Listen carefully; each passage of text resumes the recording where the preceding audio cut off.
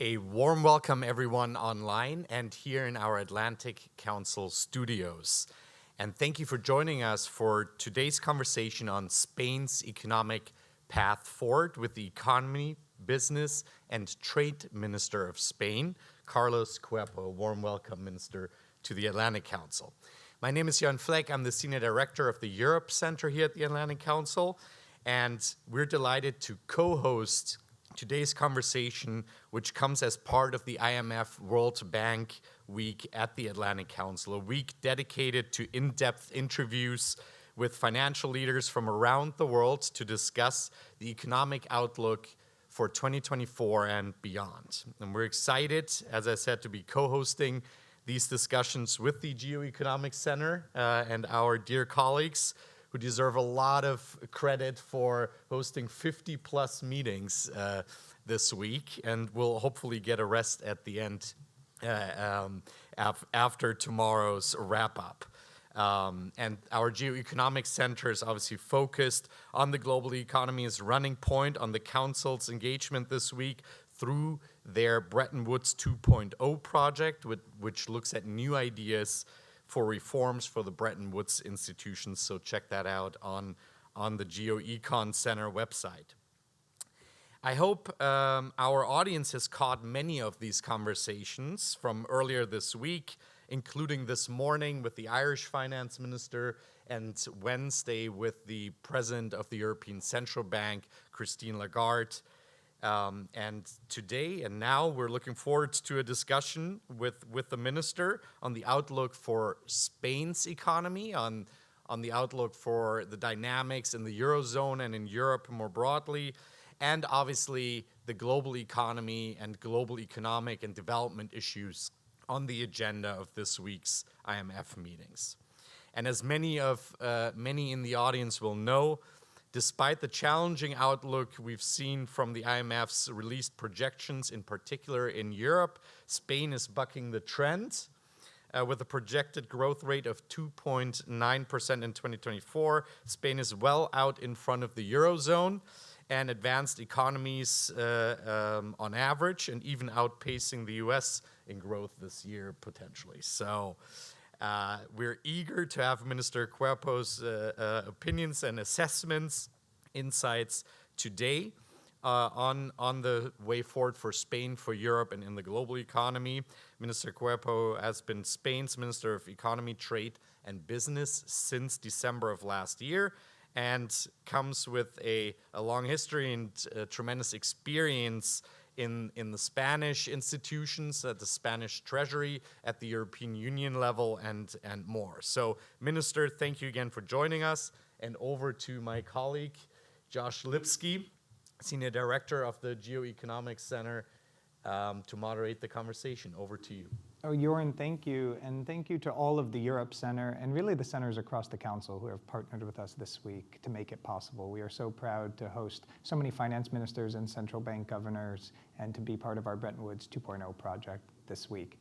Minister, welcome back to the Atlantic Council. It's good to see you. Good to see you too. Thank you very much. Let's start with the good news that Joran talked about. 2.9% GDP growth forecasted in 2024, one of the best numbers across advanced economies. What's driving that? What's behind it? And how do you see the path forward in 25? Because there is a slowdown projected around 2.1%. Well, thank you very much. That's actually, there is a success story behind Spanish numbers. So we are getting out of this double shock, COVID and inflation shock, without scars and with a very strong real growth. So 2023, we grew 6 times above euro area average. In 2024, we are expected to grow around 4 times above the euro area average. And actually, as you said, we would be the major advanced economy with the highest growth rate as foreseen by the IMF, 2.9 for 2024. But we are already looking at 2025. So 2024 is almost done. But what is actually important is to what extent this trend is sustainable. And for us, it's important that institutions see us as also driving growth in the euro area in 2025 and even in 2026. So there is a sustainability element there as well that we want to keep going. And you asked about the main drivers. Let me just point to some of them, and then we can, if you want, go into into more details. So first, a very strong labor market performance. Last year, we actually created the same number of employment than France and Germany together, just to give you an idea or the extent of the positive employment shock. Then there is an element of balance in the growth model. So it's been compatible with very positive external sector figures, where tourism is impacting, but also non-tourism services, that is higher value-added services. Then it's been compatible with a moderation in inflation. September figures are of 1.5 inflation rate, and this moderation, this trend in inflation has been on since the summer of 2022, and that's actually good news also for the ECB. I'm sure you had this discussion with President Lagarde. It's also balanced that, in the sense that it's been compatible with fiscal responsibility. So our debt to GDP ratio would have gone down by the end of this year by more than 20 percentage points since its peak. In deficit figures, that's a very similar story, from 10% deficit after responding to the pandemic to 3% already by the end of 2024. So overall, balanced growth, which positions us also on a good path going forward. That makes a lot of sense. It's one of the biggest success stories across Europe. And I want to talk about some of your counterparts in Europe. And you talked about France and Germany. But before I get there, just staying on Spain for a minute, the budget for 2025. I know there's been some discussion about passage of the budget, what's going to happen going forward. What can you tell us about what to expect to maintain what you're talking about in terms of deficits and public debt? Yes, so we sent to the European Commission actually last week what is our medium-term plan, which is a document required under the new fiscal rules that will come into place next year. So this is a 4-year horizon outlook for Spanish public figures. And what we have there is, as I said, 3% deficit to GDP in 2024, then 2.5 in 2025, which would be a primary surplus. So it's an important element for our debt sustainability as well. And this will end at 1.8 deficit figure in 2027. So what we aim to do going forward is what we've been able to do for the past 3 years, even in the absence of fiscal rules, which was make a soft landing in fiscal terms, which is consolidate without actually having a negative impact on growth. And you feel like you can have domestic approval on this? And then on budget, so basically, as I said, this is a medium-term plan, and on a yearly basis, it has to be fulfilled via the budget, or the draft budgetary plan, as we call it in European terms. And we are now in the process of negotiating the budget. It's usually a hard negotiation, as it is in most countries. But I'm optimistic in the sense that we can pull it and that we can find a final agreement so that it can also prove to be the main political economy document for 2025. Thank you. So let's talk about the labor market a little. You highlighted some of the improvements. Unemployment, I think we see it's down to about 11.6%, so certainly down off its peak, but still higher than some of other euro area counterparts. What are the plans going forward to continue to bring that number down? Yeah, that's an excellent question. So that's one of the main challenges. So maybe traditionally there were two challenges for the Spanish economy for potential growth. One is a high structural unemployment rate, and the other one is a lag in productivity. So we're working on both. We can comment on productivity maybe within the EU's discussion as well. But unemployment, you're right, traditionally we've been above our peers. Actually, just to give you a number, during the best moment of the boom, of the housing boom that we had previous to the financial crisis, our employment rate was around 8% still. And that was in a very heated economy.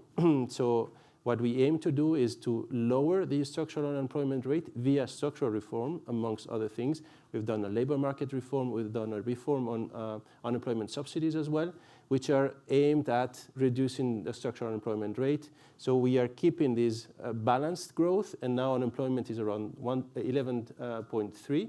And the idea is to, during this term that ends in 2027, get closer to these levels of 8% of unemployment with an increase in also labor participation, but on a more sustainable basis. So let me ask you how the National Energy and Climate Plan fits into these medium and long-term projections for Spain. I think the goal is to get about a 33% reduction in greenhouse gas emissions by 2030. Do you feel you're on track for that? Do you feel the budgets accommodate for that? Can you meet those goals? Well, let me just give you on unemployment before, and then I'll transition to our green bet. There is an additional element which is important on the way the labor market is contributing to growth, which is more stability. So the rate of temporary employment has actually dropped dramatically thanks to our structural reforms to the level of the EU. So this is giving stability to consumers, to households. This is proving to be a positive macro outcome as well. But then going back to your question, so what we are seeing in Spain is that our bet for renewables, our bet for the decarbonization of our economy is paying off. It's paying off in terms of making Spain a very attractive country, a very competitive country. Just to give you a proxy of why, or that can exemplify what I mean by being an attractive country, is that we are a hub for investment at this point, in this moment. 2023, it's a Financial Times database on foreign direct investment. You have greenfield investments, so new projects within the sector of renewables energies. Spain is #1 in the world. So that's just the extent to which this bet for renewables is being compatible with making a competitive country out of Spain. And this, I imagine, will help the unemployment situation in some way, shape, or form. That's the strategy. Exactly. So we get in trying to enter into a virtuous circle here, whereby through investment again, you ease the trade-offs that we could have thought that we would have on the way to decarbonize maybe a few years ago. So that's not happening today. We are being able to reach our targets, and actually we even launched a more ambitious plan a few weeks ago towards meeting our goals in 2030. And this is being compatible, as I said, with the very strong growth figures that we just mentioned, with very strong job creation, and with the modernization of our productive sector. So it's not just short-term, it's also long-term. Well, that's the good news. Let's talk about some of the more challenging headwinds across Europe, because Spain, of course, your economy, like all in the euro area, don't exist in isolation. And as the continent goes, so much of your economy will be dependent on some very concerning figures out of the IMF this week. On Germany in particular, growth forecast at 0, basically flat completely. A lot of other euro area economies revised downwards. How do you think about that from a Spanish perspective? Well, maybe two elements to answer to your question. So the first one is that these figures for the Spanish economy are being actually achieved in the context of a decelerating euro area core. So that's actually what makes them stand out even more.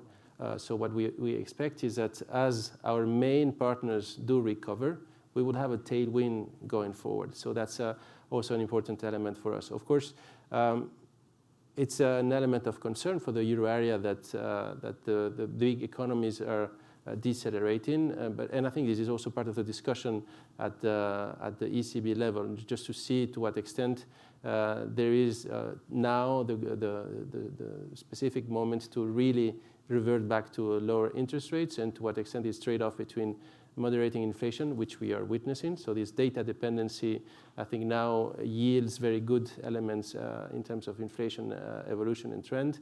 And on the other side, somehow more concerning figures on growth for these countries. So there is, I think we need to put into the equation that we need to lift growth going forward, in the sense that also if we want to contribute or to square the circle of fiscal responsibility, needed investments, and growth, that's somehow a necessary condition, that we need to put all the conditions in place in the policy mix, both monetary and fiscal policy, so as to be able to engage in a sustainable growth path. So I take your point on the tailwind, because if a rebound happens as we hope, then that will obviously benefit the Spanish economy. But what about risk to the downside? What if there is stagnation in Germany, France facing its own fiscal issues?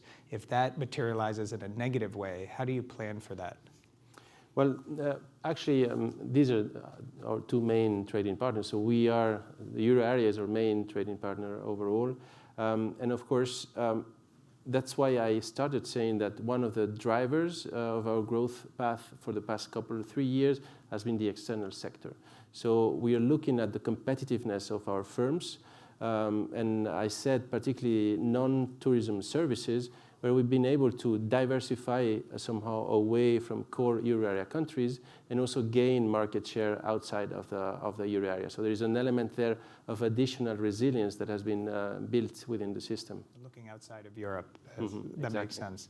I want to ask you about the Draghi report. When we met 6 months ago, the report wasn't out, but obviously some of the work was happening, and you talked about some low-hanging fruit for reforms. Are there things now that you've seen, now that the report is out, that you think would be beneficial for Spain and seem actionable to you in the near future?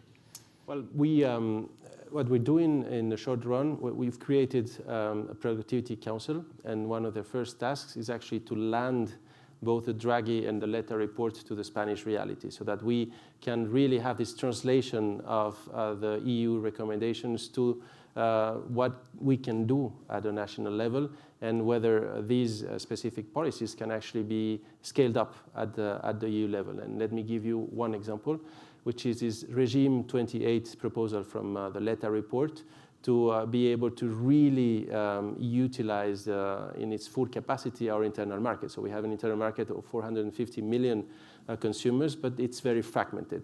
So its proposal was to establish a 28th regime outside of the 27 member states, so as it could operate as a fast track for firms that once you comply with the requirements to operate under this 28th regime, then automatically you can operate throughout the 27 member states. So we're trying to land this idea to also foster an internal market at the domestic level. We have 17 regions with some heterogeneity that we need to harmonize. We're working with the regions to be able to build this regime 20. That's just one example on how we're planning on landing those recommendations. Do you feel there's some traction there? Yes. Actually, I think there is an element there or there is a common diagnosis on the need to reduce administrative burden, red tape for firms, and really push for an internal market, an effective internal market, also within Spain. And my idea is to then scale it up to the Iberian Peninsula, so together with our Portuguese friends, and then that could serve, as I said, as an example for a true regime 28 at the EU level. Okay, so let's turn our focus outside of Europe. Let's talk about China for a few minutes. So Spain abstained from the EU vote recently, the EV tariffs on China. We focus on this issue a lot here in the US. As you know, manufacturing overcapacity has been talked about extensively at these meetings, China's trade practices. Can you take us into Spain's thinking, first on EVs and that specific vote, but then more broadly on the trade relationship with China? Sure. Maybe just let me begin with the Draghi report and one of its main points, which is that we should not look in isolation to different policies, including green or decarbonization policy, industrial policy, trade policy, competition policy. So all of these has to be seen in combination, and they have to be part of the overall policy mix if we want to make sure that this competitiveness or productivity agenda will bear fruits. So just to also put some context into how we should also focus on trade policy going forward. You mentioned the EVs and the vote that took place recently. So the stance from Spain is very clear. So Europe has to have its own view and its own position, and we need our own take. We're not the US, we're not China. We are a very open economy that actually thrives thanks to multilateralism, open trade under a rules-based world order on the WTO. So we're open, and that's part of our own nature, our DNA. But it's 2024, it's not 2004. We have to be open, but we should not be naive. And this is a key element going forward. We need to protect our strategic industries within this economic security agenda, and one of them is, of course, the move towards electric mobility and towards the EVs. So we need our companies to compete under a level playing field, in this case with Chinese companies. There was an initial analysis from the Commission, from the European Commission, just to see what level of tariffs would actually equalize the playing field with respect to Chinese companies. That's a starting point. From then on, and this is our position, we need to engage heavily with Chinese counterparts, both producers and also the authorities, to find a negotiated solution. This is actually an important element out of this equation, because in the end, what we want ultimately to avoid is an outcome of a tit-for-tat sort of protectionist measures, which would be a lose-lose situation for Europe, of course. So your view is that negotiations should continue before the tariffs are put into place to reach some kind of compromise. But if they were to fail at some point, you would potentially reconsider that position. Well, the tariffs will begin their operation already by the end of this month, if I'm not mistaken. But that does not impede us to continue with the negotiations and with the open conversations, as I said, both with Chinese producers and Chinese authorities. That's for us, that's the main important point. Everyone in this negotiation has to put all their efforts into the table to be able to reach this important agreement. Do you worry at all about the tit-for-tat retaliation? Even though Spain abstained, the tariffs are going into place. There's been announcements from the Chinese about pork in particular. Do you think about that and how that might affect the Spanish economy? Well, I think we have to look, not to concentrate on one specific product, but to look at what this can do in the near future. If we start having these sort of retaliation measures and how or where it can lead both economies. So we are at a point where we're both very interdependent. The Chinese and the European economy, we are strategic partners and strategic allies also when it comes to trade. And actually, the penetration of EVs, of Chinese EVs in Europe is much higher than it is in the US, of course, as you know. A significant margin, no doubt, even though we've put 100% EV tariffs. It's Europe that's feeling the impacts much more. So when we consider the strategic interests of Europe or of Spain, we have to consider, of course, short-term interests, but this element of medium and long run, where welfare might not be in just putting 100% tariffs for Chinese electric vehicles, at least for the EU. Stepping back on the relationship with China more broadly, you talked about a rules-based order, the need for trade. Do you believe China plays by those rules in the rules-based order? I think this is where a lot of concern in the US comes from. We want a rules-based order, we want a WTO-led system, but there are significant concerns, at least from a US perspective, that those are not being followed, and therefore the actions need to be taken. Mm-hmm. Well, in this case, as I said, there was an initial analysis that actually yielded results saying that we needed to compensate for this asymmetric or unfair level playing field so that in the end our companies could be on a fair game with respect to Chinese companies. So we have a framework that we need to use, and this is the WTO framework.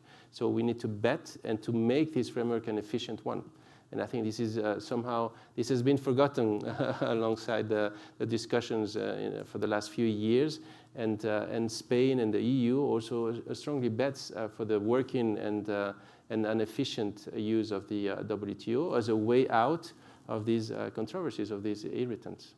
I appreciate what you said about it's 2024, it's not 2004. Let's not be naive. I think that's a very helpful way to frame it. And we'll come back. I hope you join us in 6 months and we can see where things stand on tariffs and all things. Let me ask you about a topic we asked ECB President Lagarde yesterday, the digital euro. We spoke about this when you were here before. She made very clear she wants things to move forward. Obviously, there has to be authorizing legislation from the Council and otherwise in the year ahead, which she hopes will happen. But it seems like it's all systems go. What is your perspective, the Spanish perspective, on a digital euro and when you expect to see it actually being used by citizens? Well, as you know and as you said, so the project is advancing at a very high pace, and both technical elements and also political discussions are taking place almost on a monthly basis at a minister's level as well. It's a key project for the future of the euro area in this case, and I think it's common knowledge that there is strong support from all governments to this project, and that the ECB is doing also the right, or is taking the right pace in terms of putting on the table all the analytical elements, of considering all angles and all potential trade-offs, so that in the end we can take an informed decision on the different, calibrating elements to ensure financial stability, to minimize the impact on our financial sector, etc., to ensure also that there is enough protection of privacy. So there are a few elements there to still be completely distilled.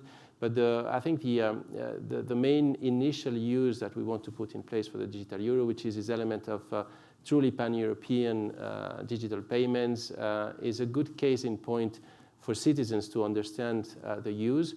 But we need to keep on working also on the narrative, to have the citizenship on our side, and that they understand all the efforts and the investment that is taking us to actually get to the digital euro, also as an element of national or European economic security. And that came up yesterday too. She raised the issue of national security, sovereignty in Europe. How do the banks in Spain feel about it? This is something we're always interested in on central bank digital currencies, the public sector perspective, but then of course there's the commercial banks, which will be the deliverers of these central bank digital currencies. Mm-hmm. Well, I think in general in Spain we already have an instant payment system which has been developed by the financial sector and actually is working very well. It's called Bizum. There are other countries like Brazil, for example, they have their own system which is called PIX. And in Spain, more than half of the transactions that occurred on a daily basis, they go through this instant payment solution. And I think the step towards having a way to do it at a really pan-European level is a very short one and is very easy to understand. So our banks are ready to engage and to help in the construction. They're already doing it, actually, of the digital euro. And it's an element that they're contributing also to have the ECB, as I said before, put in place all interests and to help also the ECB calibrate, for example, where we should put the limits to the holdings of the ECB, etc. So that's maybe their main concern. But I think, as I said, that these discussions are going in the right direction, and hopefully everyone will be on board, because as you said, they will be the ones in charge also of delivery. So final topic, IMF-World Bank meetings, the reason you're here. Tell us your priorities for the week. I think you just came from the World Bank before our interview. Yes, thank you. Actually, one of the main priorities, not only during these annual meetings, but for the past few years, has been to really find a leadership element from Spain in terms of fostering not only new contributions, but also the better usage of already existing pools of money towards low-income countries and also middle-income countries in South America. So we have been engaged in a great number of initiatives, and the last one was actually this morning, as you said. We announced an increase of 40% in our contribution to IDA, with 400 million for the next 5 years. But also just a few months ago, to give you another example, we, together with the bank and the IMF, we did set up an initiative to be able to rechannel our SDRs, so special drawing rights, to projects from the World Bank that would happen within programs of the IMF, so that we make both institutions come together, and these climate projects, they can happen within IMF programs and can be financed by our own SDRs. And these actually lifted our contribution also to these resilience and sustainability trusts from the fund. And we're calling on others to do similar efforts, and hopefully that will come as well. Have you seen a matching response to what you've done before? You're waiting to hear. Well, we're still waiting. Let's see. You know, there are many countries that wait for this week to make announcements. So let's see actually what transpires out of this week. But I was talking to President Banga just a few minutes ago, and he was optimistic on the fact that he can be able to rally the largest replenishment of IDA ever. Let's see if we can have this good cooperation and make that true. Okay, well, that is something we will pay close attention to here. Just on the big picture of IMF World Bank, it's the 80th anniversary of the institutions. There's a lot of talk this week about the future, not just for the year ahead and IDA replenishment and what IMF needs to do on PRGT and otherwise, but the institutions themselves, how the membership feel about them, whether they're fit for purpose. How does Spain see the value of these institutions in a broader sense? Well, that's a very good question. For us, I think the response of these institutions to the last two crises, to the pandemic and to the inflation crisis, has been actually to the task, up to the task, no, to the extent of the challenge, and has avoided, as I said at the very beginning, that the worst case scenarios do actually come true. So we've seen no financial crisis out of these two shocks, no debt crisis, although there are debt challenges for low-income countries. Unemployment has not peaked. So somehow this is also thanks to the financial safety net that we did put all together in place, and thanks to the multilaterals as well. One example is the issuance of special drawing rights, for example, just 3 years ago of 650 billion. So there's more effort to do there from the side of the advanced countries to keep on rechanneling, for example. But overall, when we talk about, you said, the revamping of the Bretton Woods, we had also interesting discussions this week. And I know you're engaged in this project of Bretton Woods 2.0. So I would say that we need to be bold in the way that we face what Bretton Woods institutions we need for the 21st century. But somehow there is an element also of practicality and realism. And I saw one of your papers which talked about Bretton Woods 1.5 as an intermediate step. And I think that's a valid point. We need to have somehow these intermediate steps that will help us arrive in a realistic way to the bold ambition objectives that we have. But you need to give politicians a way out somehow so that everyone avoids frustration that we cannot reach those very ambitious objectives. And by, as I said, by slicing those objectives into tangible deliverables. And for us, just to give you an important landmark, we will be hosting in 2025 the 4th UN Conference for Finance of Development, and that's a key point for us because we want to give continuity to all these efforts and to all these discussions on how to actually make this Bretton Woods system work for the big challenges that we have ahead. And when will this be? This will be in So it's going to be end of June, beginning of July in Sevilla. Oh, good. So there will be a no-tie policy because the weather won't permit it, but we're really looking forward. We will look forward to that, and I appreciate what you said about Bretton Woods 1.5 because it's how we think about it. The most important thing is to make tangible progress and action, and I want to congratulate you and the government of Spain for the progress and action you've made on the Spanish economy. I think it's a story worth telling. So thank you for being here, Minister Cuerpo. We very much appreciate it. We wish you a successful rest of the meetings in Washington. Likewise. Thank you all for joining us today. We appreciate you being with us for this event. We have a series of special events continuing throughout the day from the IMF HQ1 atrium. You can find the full agenda on our website at atlantacouncil.org. We wish everyone a pleasant rest of the day.